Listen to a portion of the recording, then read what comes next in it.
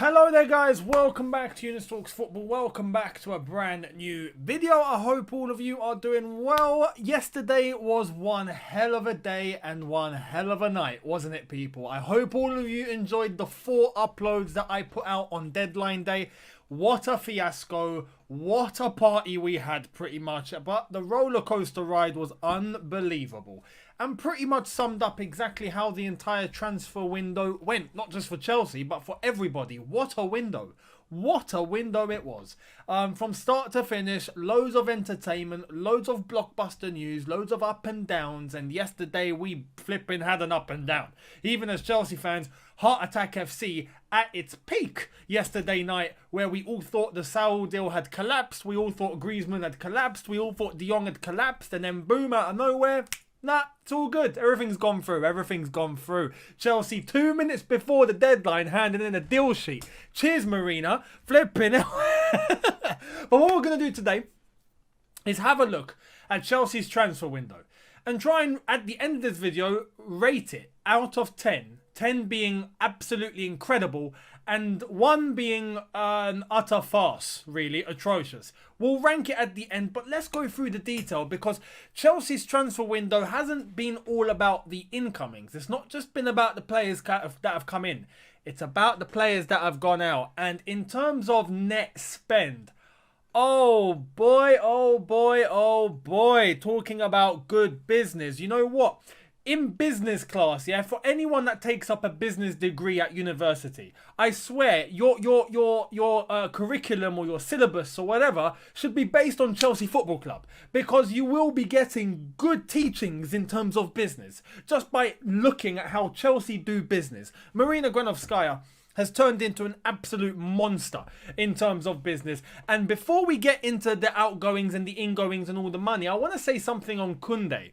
Because yesterday there was a whole thing about Koundé where we heard the director of Sevilla, Monchi, come out and say, look, there's a release clause. If you want Koundé, pay the release clause. If not, he's staying at Sevilla. And there was a debate on social media whether Marina should do it or not.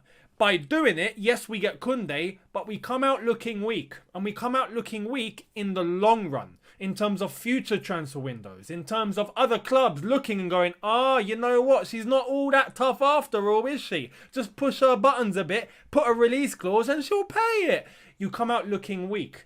Chelsea, I'm sure, had that in mind. But if they did decide to not take any action and not trigger the release clause, well, they don't get the player. So it's one or the other. You can't have it both ways. And Chelsea, at the end of the day, decided to take option number 2, which is to not trigger the release clause. Okay, we won't have Koundé, but we come out of this looking strong. Strong like Donkey Kong. Yeah, I've used Donkey Kong as a reference 2 or 3 times lately. I don't know why. I have no idea why Donkey Kong is in my head. But anyway, we've come out of that looking solid. Yeah. Absolutely solid. Full on peak 1980s Arnold Schwarzenegger solid. You know, Sylvester Stallone, Rocky Rambo solid. I'm talking Bruce Lee sort of solid. Yeah, that we've come out of this transfer window looking intimidating, right? Because we don't play games. We don't mess about. We don't mess about. And Marina has laid the law down. Simple. You want to talk about release clauses and all of that? You didn't want to negotiate? Okay, you keep the player. Fine. We'll be back later. Yeah, and we'll be back later. You wait, in January or next summer, we will be back in for Koundé. But for now, big opportunity for Trevoh Chalobah. Massive opportunity for Trevoh Chalobah. This is your time, Trev. This is your time. There's nothing stopping you for you to establish yourself in the first team now. I hope it works, and I hope this is a plan. I hope this is a plan for Trevoh to end up on a very, very good pathway in terms of really becoming a first-team player at Chelsea Football Club. Hopefully, things are just meant to be for Trev. Sometimes it happens that way. But anyway, that's the thing with Koundé. We'll see what happens going forward into January and then next summer. But let's talk about the outgoings, right? For the incomings, we had Lukaku that we bought for £97 million. We managed to get Saul for a loan fee of 5 million euros, which equates to about 4.2 million pounds, or 4. Let's just call it 4. Let's just call it 5. Yeah, let's just call it 5 because 5 is 5. Let's just call it 5. So 97 million plus 5 equals £102 million spent. Bettinelli was a free transfer as our third goalkeeper. Those were our incoming. So we spent 102 million, right? Let's look at the outgoings now and let's see exactly what Chelsea have done in terms of players sold. So, Tammy Abraham left Chelsea Football Club for £34 million, but we have a release clause. We have a release clause in for Tammy Abraham, or buyback, sorry, not a release, but we have a buyback first option on Tammy, where after 2023, we can go back in for, was it £65 million, I think it is, or something around there. But anyway, we add pretty much 30 million or 35 million on top of what we already have now, and we can get him back. Lovely jubbly. We'll see what Mourinho does with Tammy Abraham, and if he turns him into a monster, well, we shall execute that when Lukaku's time at Chelsea comes to an end. So that's a good thing. So Abraham, 34 million. Tomori has left the club for 25 million pounds. Mark Gurhey has gone to Crystal Palace for 18 million pounds. Livramento left for 5 million pounds. Victor Moses left for 4 million pounds. Lewis Bate left for 1.5 million pounds. Pert Harris left for 1.5 million pounds. Ekwa left for 1.5 million pounds. Simu left for 1.5 million pounds. Giroud left for just under a mil, 900,000 pounds.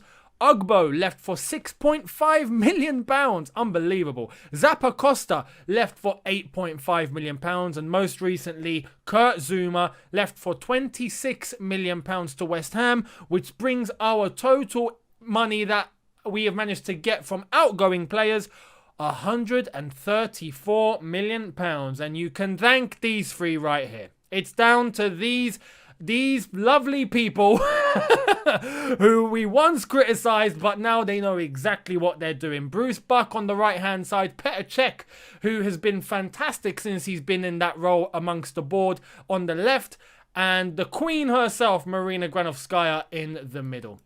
Unbelievable. Unbelievable stuff. £134 million we've managed to bring in, right? And we've spent £102 million. Yet we've improved the squad. We've managed to get rid of players that are not even squad players for good money. Let's talk about the players that we've let go. Tammy Abraham was a first team squad member, right? That's one. Tomori was a first team squad member. That's two. Okay, fair enough. Mark Gurhey was not. Livramento was not. Moses, we thought he'd left already. He wasn't. Bate hasn't even played senior football for Chelsea. I think he's maybe played 1 or 2 games tops. He came on, I think, in a Carabao Cup game or something. I'm not sure. Pert Harris, same situation. Hasn't played senior football. Ekwa, Simu, same situation. Giroud, we let go, but, you know, very well served. Thank you very much. See you later, Olivier Giroud. Ugbo, similar situation. Played in pre-season. Apart from that, not really seen much of Ugbo in a senior shirt for Chelsea Football Club. He's gone. Zappa Costa wasn't even really part of the squad. Let's have it right. In recent years, he was under Antonio Conte, but not now. He's gone. And Kurt Zouma was a first-team member. Let's have it right. A first-team squad member. So if we're talking about first-team squad members or players that have recently at least been in this team, we're talking Tammy Abraham, Tomori, Giroud, and Zouma. The rest, we've made big money from, and they don't even serve much purpose to the squad. That is good business. And then talking about the players we've brought in, Lukaku, Saul, honestly, fantastic. We've improved the squad. We've gotten rid of what people like to call deadwood. For me, it's not necessarily deadwood. It's some very, very good youth talent that haven't made their mark in the first team yet. Possibly won't at all. Many players that have been on loan, just hovering about, and we decided to make some money out of them. And a couple of players who were in the squad that don't really find much of a place in the squad anymore. And we've managed to sell them for very, very good money. And put a couple of clauses in there in order to make sure that we can get them back. Like a Tammy Abraham, for example. So £134 million spent, £134 million brought in, £102 million spent. We've ended up, after this transfer window, having improved the squad with a £32 million profit. We have made a profit after the transfer window, yet we've managed to sort out our striker problem. We've sorted out our midfield problem. I would like to say, somehow sorted out replacing Zuma in a way because Chalobah has made his mark and Thomas Tuchel loves what he sees and we all do. So fingers crossed he really establishes himself. We are very, very well equipped and well covered now. We are absolutely ready to go. And now it brings me on to this point. What do we do with this squad now? What do we do with this squad? And might I add, for Saul, there is an option to buy at the end of the season. So much like Kovacic was for us in terms of a loan deal and then we bought him in the end. At the end of the season, we have an option to buy Saul for 40 million euros. That's it. Piece of cake. About 34 million pounds or so if we're converting into pound sterling. That's absolutely amazing. But now we talk about this squad now. With Lukaku in. With Saul in. Where should we go?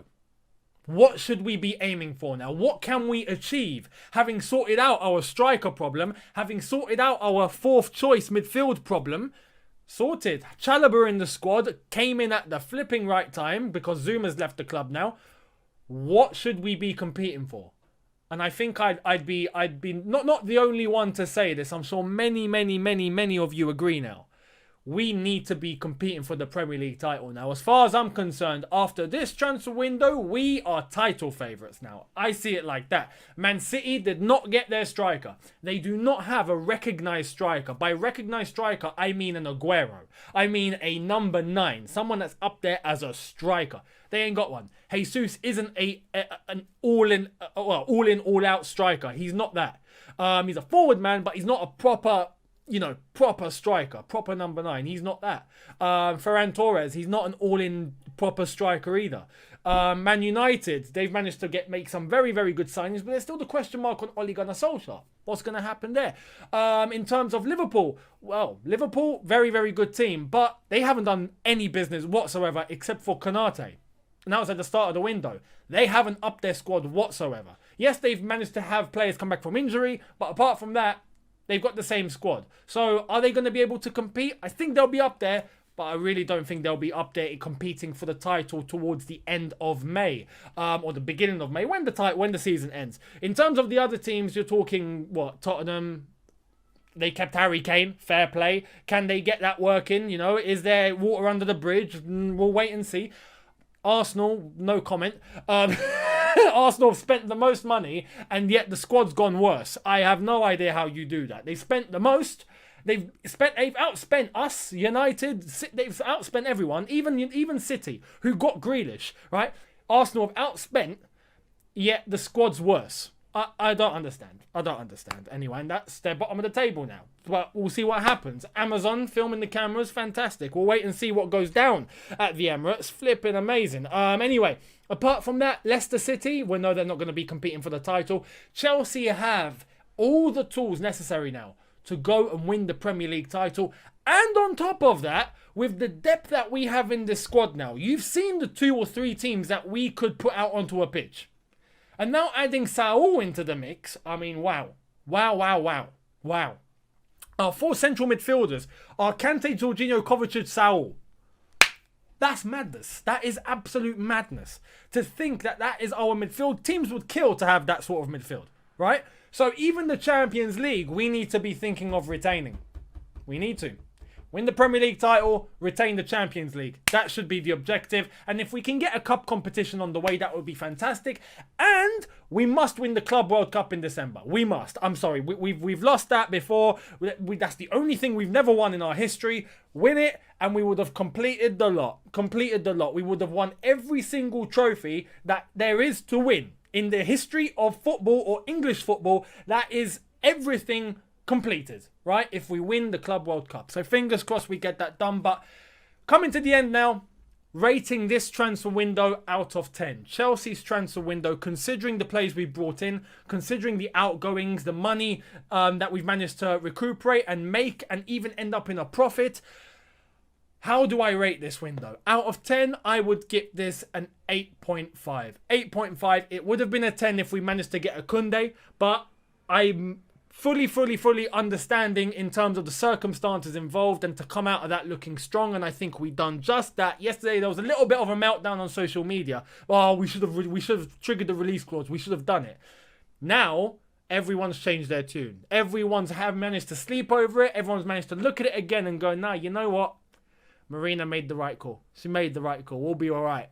And that is exactly why Marina is doing the business that she's doing. And Petr Cech alongside her, Roman Abramovich on top, Bruce Buck alongside her, everyone doing an absolutely incredible job and pulling off stuff like this because they know what they're doing. They know what they're doing, and they know what they're doing long term, not just short term, long term. They know exactly what they are cooking. So, yeah.